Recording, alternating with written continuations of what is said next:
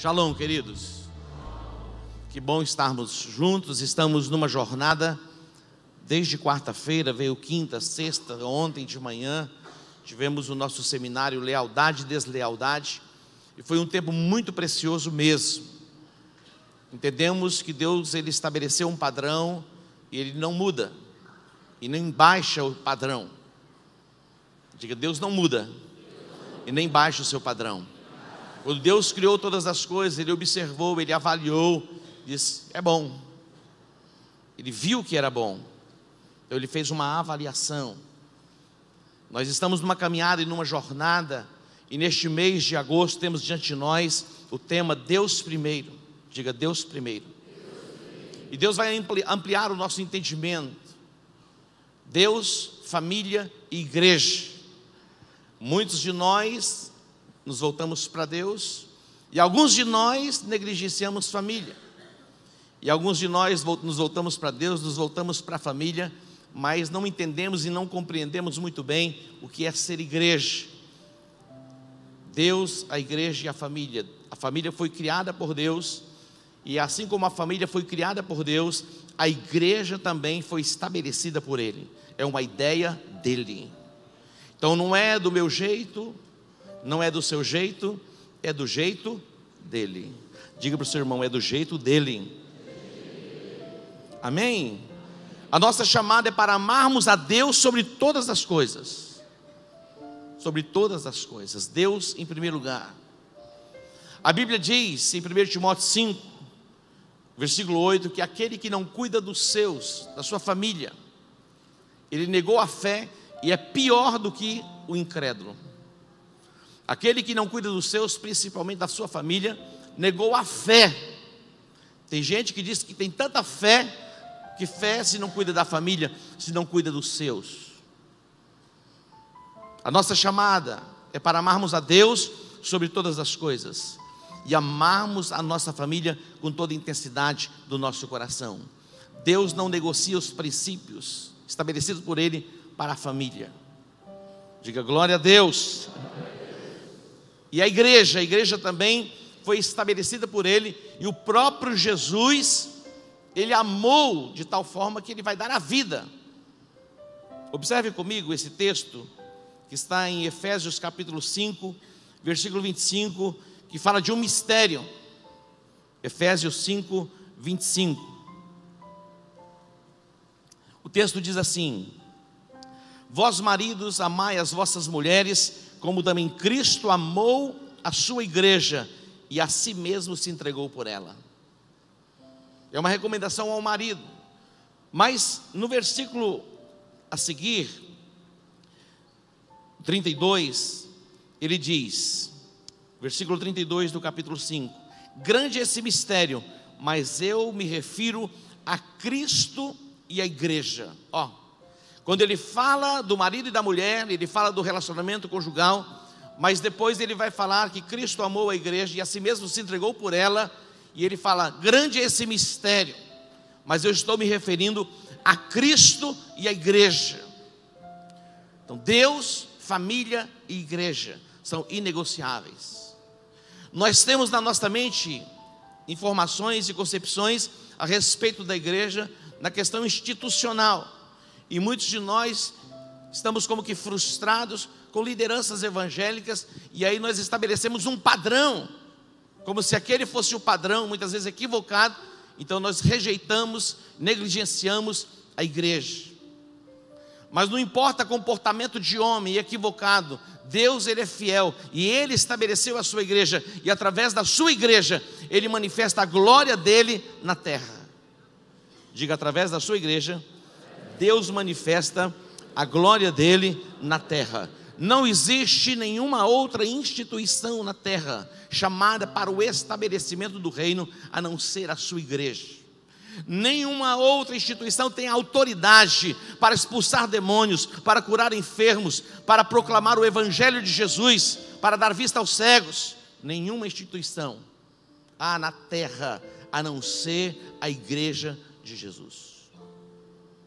E a igreja dele é sem mácula, a igreja dele é a igreja gloriosa. É esta igreja que ele vem buscar, e nós fazemos parte desta igreja. Diga: igreja gloriosa, sem mácula, sem ruga. A igreja não envelheceu, Deus projetou, e como ele projetou, assim é e assim será. Diga: igreja é uma ideia de Deus.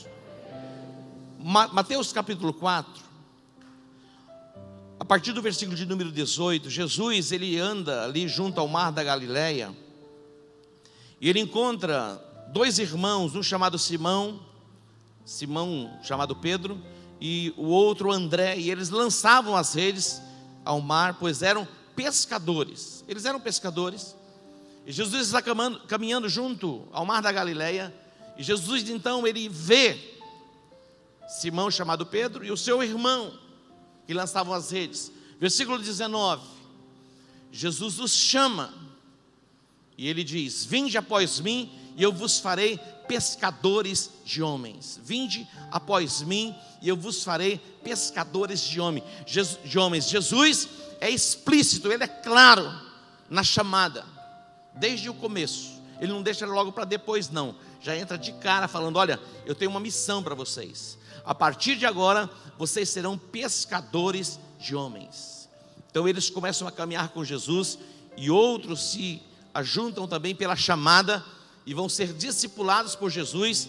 E quando chega no versículo 23, tudo que Jesus fazia para imprimir no espírito dos discípulos, para que eles pudessem depois fazer a mesma coisa. Tudo que Jesus quer é que nós façamos o que Ele fez, e na verdade, Ele quer ainda que façamos obras maiores. Eu e você fomos chamados para fazermos obras ainda maiores. Diga: ainda maiores. É o próprio Jesus que expressou esse desejo, e Ele falou a respeito disso. Não foi Pedro que diz: olha, eu vou fazer coisas maiores do que Jesus fez. Não fora Paulo que diz: olha, eu vou fazer coisas maiores do que ele fez. Foi o próprio Jesus que disse: vocês farão obras ainda maiores. É o desejo do coração dele que nós façamos obras maiores.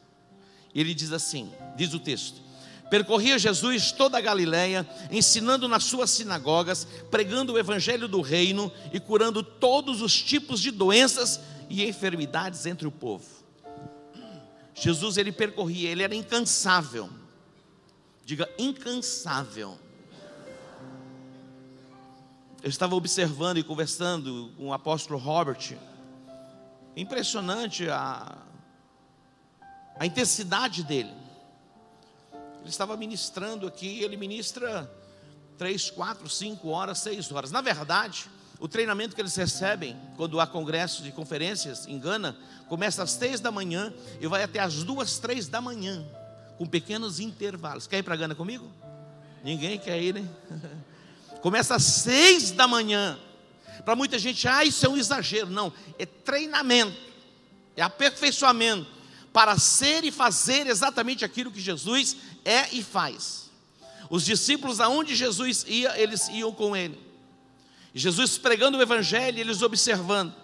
Jesus ensinando e eles observando, porque eles teriam que fazer o mesmo. Olha que coisa extraordinária, isso é ser mestre. Eu vou fazer, olhe para mim, eu faço e depois você faz igual. E você na verdade vai poder fazer até melhor, de uma forma maior. Você pode dar um aplauso ao Senhor? Jesus, ele percorria, ele ensinava nas sinagogas, ele pregava o evangelho do reino. O evangelho do reino é uma proposta de libertação, de cura e de transformação mesmo. Louvamos a Deus pelos médicos, pelos psicólogos. Eles desenvolvem trabalhos, mas existem situações que só uma intervenção divina. Há neuroses na mente das pessoas,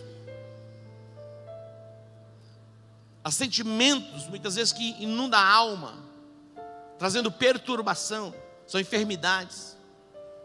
Depois que passa pelo campo da alma, entra na dimensão do corpo, e as pessoas ficam abatidas e se tornam doentes. Jesus, ele trazia consigo a unção, tanto para trazer cura emocional, como cura física. É possível que você esteja saudável no seu corpo, mas as suas emoções estão fragilizadas. Ele tem cura para você também. Jesus, ele está estabelecendo o padrão. Diz que a sua fama correu por toda a Síria e traziam-lhe todos os enfermos. Olha só, traziam-lhe todos os enfermos, acometidos de várias doenças e tormentos, endemoniados, lunáticos, paralíticos, e ele os curava. Eu ficava pensando, quando eu era adolescente, jovem, eu não via na igreja as pessoas orando pelos enfermos, e aquilo me incomodava. Recebia informações de sessões espirituais para cura em alguns lugares, debaixo de uma enganação mesmo. Mas se alguém está autorizado a ministrar cura, a libertar os cativos, somos nós como igreja. E a recomendação e o investimento de autoridade não é apenas para o apóstolo, para o evangelista, para o mestre.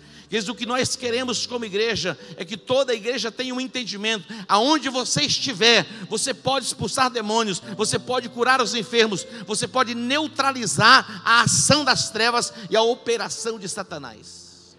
Imagina todos nós assumindo o nosso lugar de autoridade. Imagina, toda a nossa cidade vai ser tomada pela glória do Senhor. Nós podemos neutralizar toda ação de barbaridade que tem acontecido no nosso território. É possível? É possível.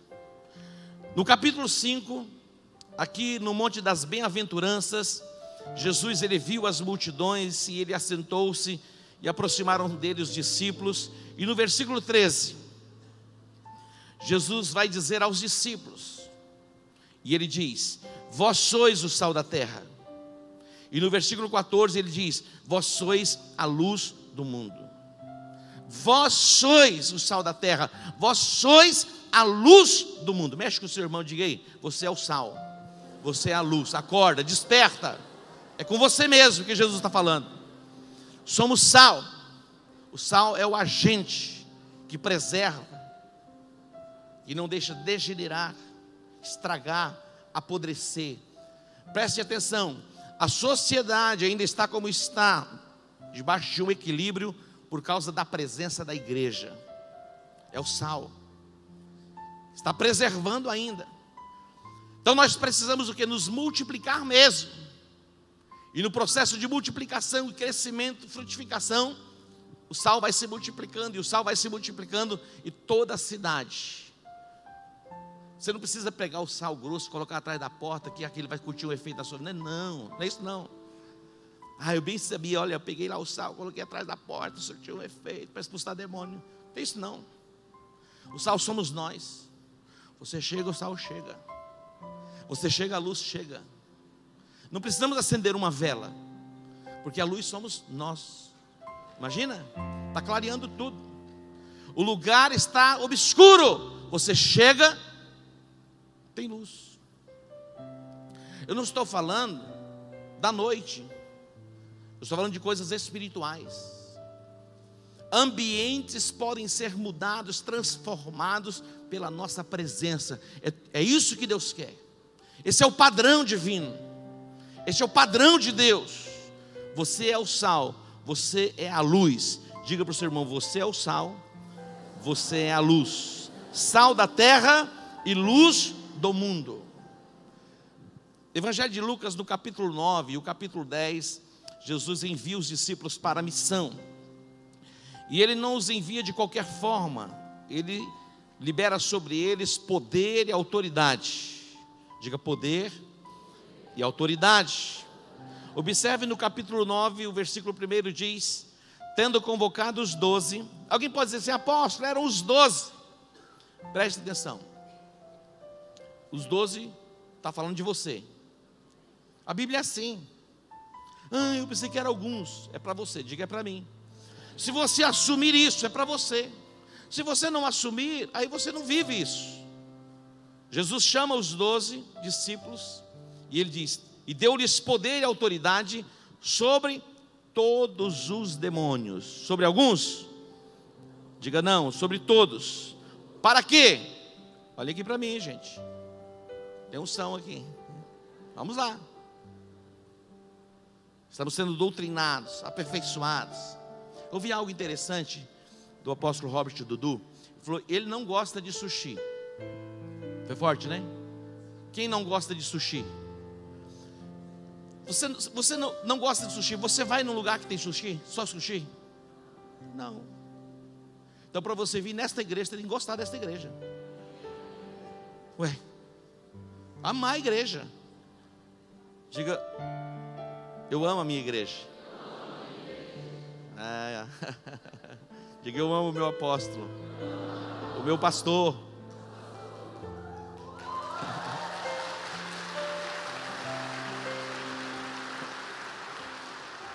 Olha só, Jesus deu a eles poder e autoridade. Autoridade é aquela pessoa, porque que sempre tem alguém por trás, um soldado, por mais frágilzinho que ele seja, ele tem autoridade. Por mais pequenininho que ele seja. Um guarda de trânsito, ele tem autoridade. Não é a força dele que para o caminhão, que para o carro, é a autoridade que está sobre ele. Então não é a nossa força, a nossa habilidade, a nossa sabedoria humana. É o poder de Deus que se manifesta em nós e através de nós. E debaixo desta autoridade, nós neutralizamos a ação das trevas, a operação de Satanás. Deus está fazendo uma obra poderosa, maravilhosa nesses dias. Como vale a pena termos um entendimento ampliado do que é ser igreja? Muito mais do que simplesmente vir à igreja, é viver a essência.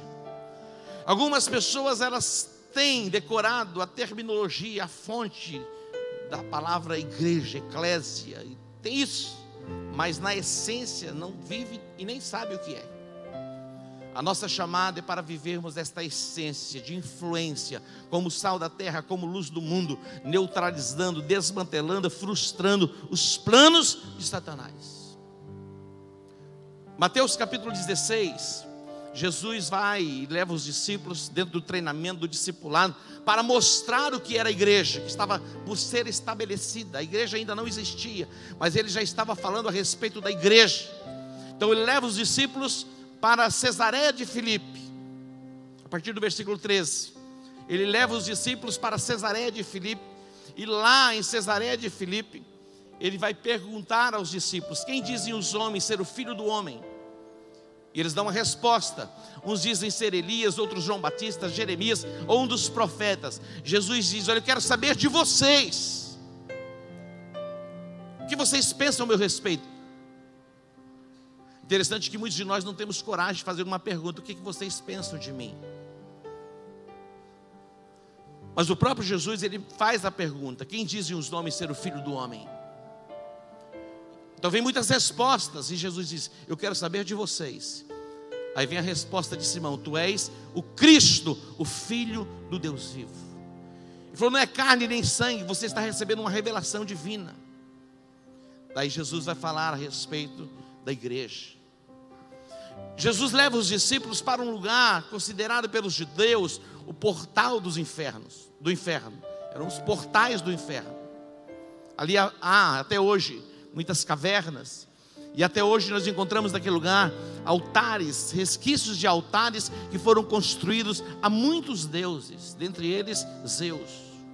Aquele lugar era um lugar de idolatria, um lugar de feitiçaria, um lugar de sacrifícios que eram oferecidos como abominação diante de Deus a essas entidades. E Jesus olha para aquilo e diz assim: olha, as portas do inferno não prevalecerão contra a igreja. Eu te dou as chaves do reino. Tudo que você ligar na terra, olha o papel da igreja.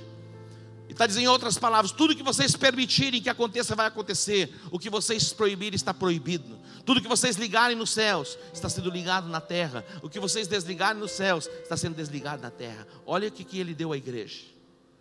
Esta é a nossa chamada. Seremos cheios da presença de Deus para a proclamação do evangelho, trazendo cura, trazendo restauração sobre a nossa cidade. E não apenas sobre a nossa cidade, porque a igreja ela nasce em Jerusalém, no dia de Pentecostes.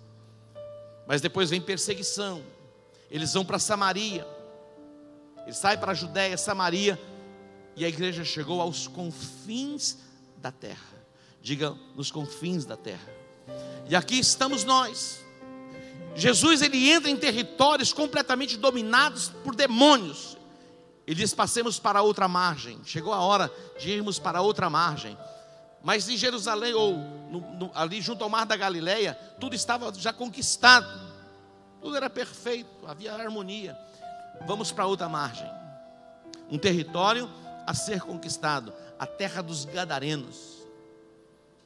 Jesus chega à terra dos Gadarenos para promover libertação, promover cura. A nossa chamada é para sairmos de Jerusalém, irmos à Judéia, a Samaria e chegarmos aos confins da terra. O nosso congresso de março, o nosso tema vai ser até os confins da terra. E eu tenho uma boa notícia para você. Nós temos muitas igrejas que estão aliançadas conosco. Nós temos uma igreja em Sidrolândia que se chama Igreja Evangélica em Sidrolândia. Yes. Igreja Evangélica em Sidrolândia. Nós temos uma igreja em Anastácio que eu ungi os pastores, pastor Milton, pastora Carmen, ou em Ladário. Ladário? Falei Anastácio? Vai ter uma lá também, né? E temos muitas outras igrejas que estão aliançadas conosco. Mas agora, em março, nós lançaremos a nossa primeira igreja com o nosso DNA. E você vai saber o lugar mais para frente um pouquinho.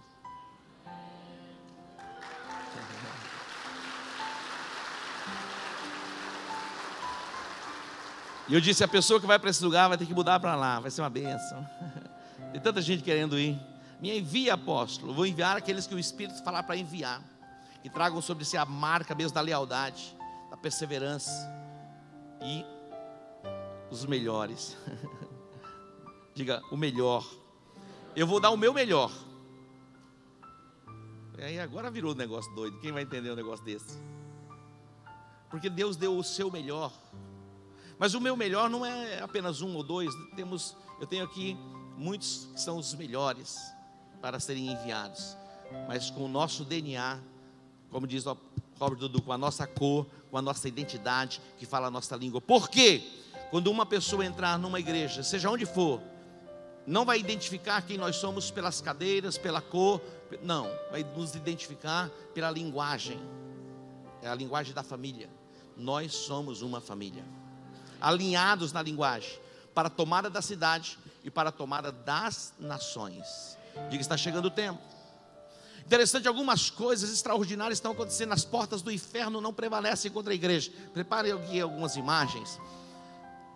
Eu me alegrei. Algumas pessoas dizem: até quanto tempo vai durar isso? Eu vi uma imagem do Wesley Safadão sendo batizado. Esse aí, ó. Você conhece o Wesley agora de Jesus? Era o Safadão, agora não é nem Safadinho, é de Jesus. Tem uma outra foto, não tem? Essa daí, ó. Eu disse: esse camarada aqui não parece que o Clodoilson está batizando ele, ó? Fala a verdade. Olha só. Agora uma outra foto, uma outra imagem, que é do Justin Bieber ministrando uma canção gospel. Dá para projetar essa imagem? Essa aí, ó.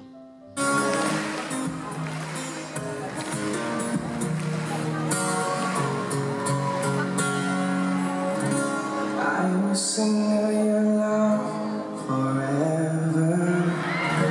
I will sing your love forever.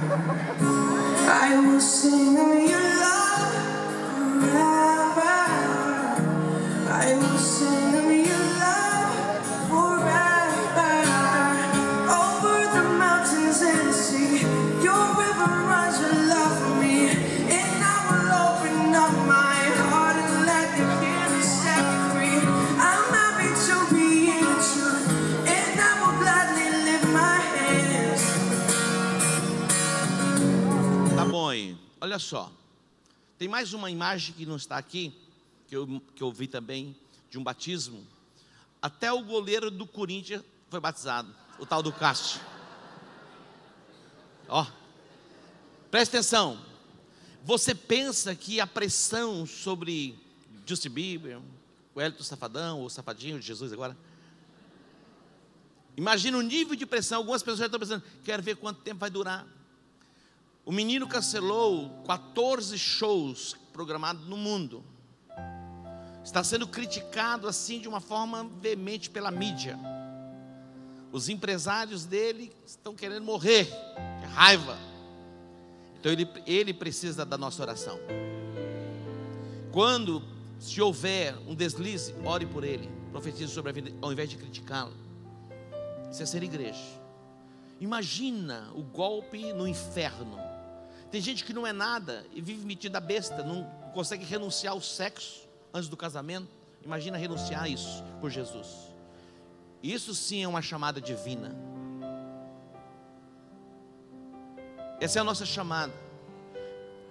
Deus está fazendo algo glorioso, maravilhoso e poderoso em nosso meio.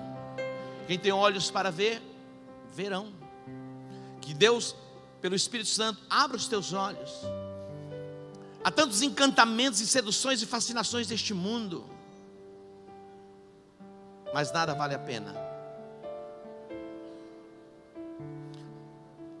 O apóstolo Pedro lhe diz: vós sois a geração eleita, o sacerdócio real, a nação santa, o povo adquirido. Para quê?